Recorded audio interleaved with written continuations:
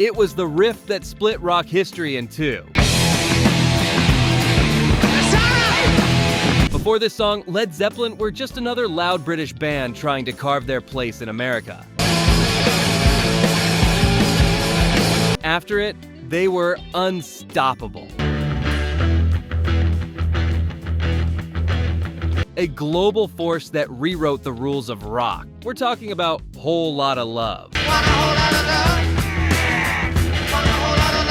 Released in late 1969 and erupting across 1970, this track didn't just climb the charts, it made Led Zeppelin a worldwide phenomenon.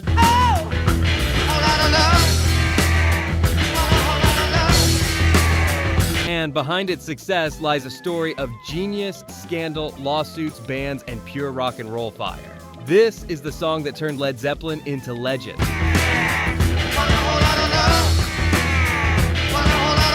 Jimmy Page's opening guitar riff was so heavy, so primal, that it instantly became one of the most recognizable in rock. He played it on his Gibson Les Paul through a cranked amp, creating a sound that felt dangerous. Critics later said it was the sonic blueprint for hard rock and heavy metal.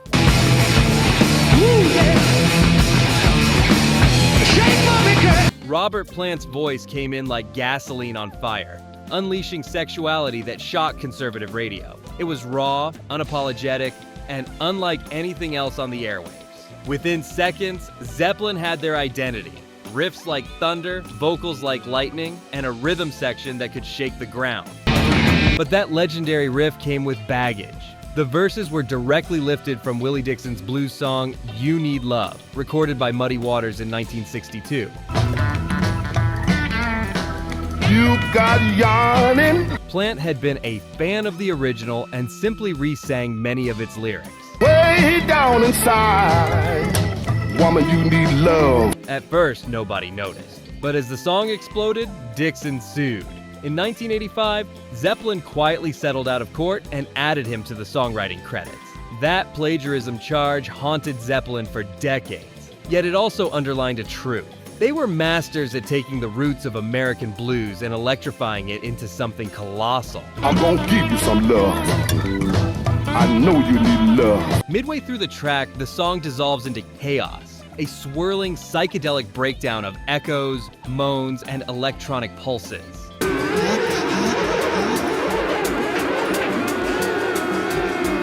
This wasn't accidental. Page and engineer Eddie Kramer used tape effects, reverb chambers, and experimental panning to create a psychedelic orgasm on vinyl. Plant's moans and shrieks, drenched in reverb, were so provocative that some radio stations refused to play the uncut version.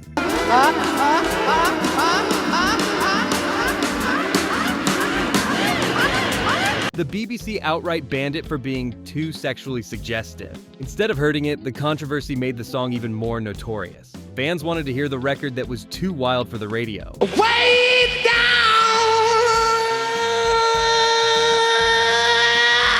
When Atlantic Records pushed Whole Lotta Love as a single in the US, Zeppelin hated the idea. They saw themselves as an album band, not a singles act.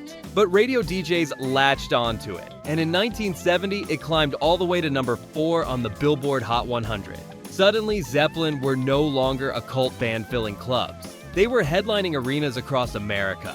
The US embraced the song so hard that it became the opener for their legendary live shows, stretching into 20-minute psychedelic journeys that left fans in awe. It was America's love affair with this one track that truly crowned Led Zeppelin as international stars.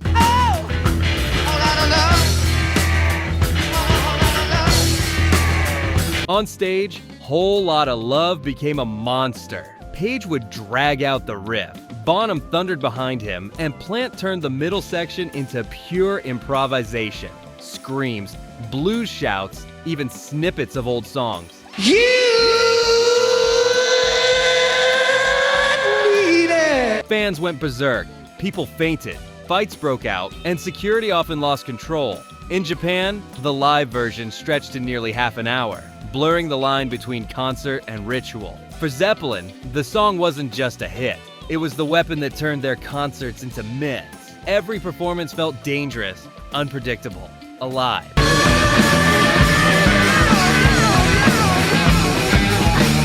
While fans worshiped the song, critics sneered. Rolling Stone dismissed Zeppelin as loud, unoriginal thugs and called Whole Lotta Love a crude steal. The establishment couldn't stand how massive they'd become without radio-friendly polish. But Zeppelin had the last laugh. By the mid-70s, the very song critics trashed had become one of the most played tracks on FM rock stations worldwide. In 2014, the Library of Congress inducted it into the National Recording Registry as culturally, historically, and aesthetically significant. What critics once mocked was now preserved as one of the greatest recordings in American history.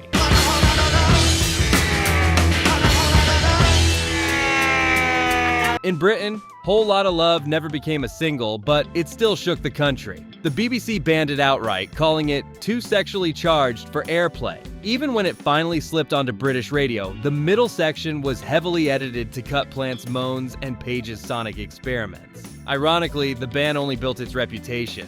Fans traded bootleg recordings and flocked to Zeppelin's concerts to hear the uncut version. The BBC may have silenced it on the air, but on the ground, it was unstoppable.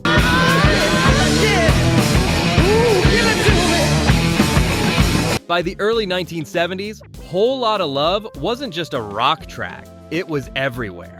In 1970, it became the theme song for Top of the Pops, blasting into British homes every week.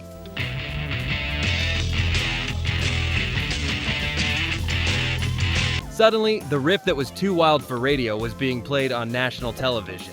That riff, heavy, hypnotic, undeniable, crossed generations. Parents who hated Zeppelin couldn't escape it, and kids who had never heard blues before discovered it through this one track. It was the sound of rock becoming pop culture.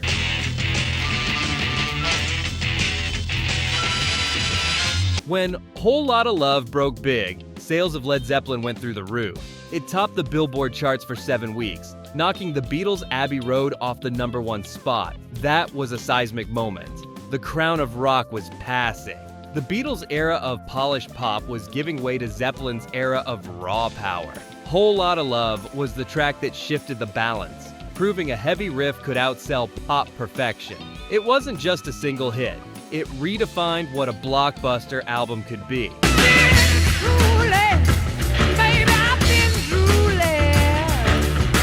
Over the decades, the riff to Whole Lotta Love has been ranked among the greatest ever written. Q magazine called it the riff that built the 70s. VH1 put it at number 3 on their list of the greatest hard rock songs of all time. Even Page himself admitted it was so simple he almost didn't think it was worth recording. Yet sometimes the simplest ideas carry the most power. That hypnotic guitar figure became the blueprint for heavy metal, inspiring everyone from Aerosmith to Guns N' Roses. One riff, 4 notes, infinite influence.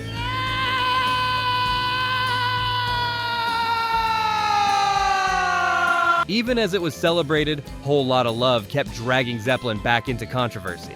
From Willie Dixon's lawsuit, to bands, to critics slamming its sexual energy, the song always came with baggage.